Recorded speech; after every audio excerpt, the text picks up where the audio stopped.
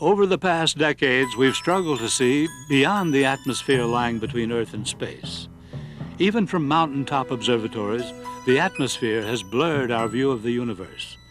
And because the atmosphere absorbs certain forms of energy, our knowledge of celestial phenomena has been limited. One answer has been to go beyond the atmosphere. In fact, between the late 60s and the late 70s, NASA launched a series of special-purpose observatories, revealing ultraviolet sources, such as very hot stars and very young stars. These satellites made tremendous breakthroughs and encouraged astronomers to move on to larger observatories, seeking answers about more distant galaxies, mysterious pulsars and quasars, and the universe itself.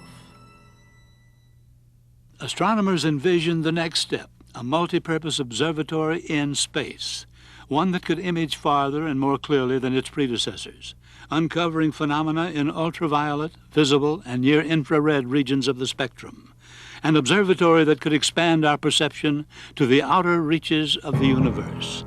That next step was HST, NASA's Hubble Space Telescope, with its precision optics and diverse array of scientific instruments. NASA is responsible for developing, operating, and maintaining this ground-sized space observatory. With its unparalleled goals, the Hubble Space Telescope poses a much greater challenge to operate than ground-based observatories or the satellites that came before it.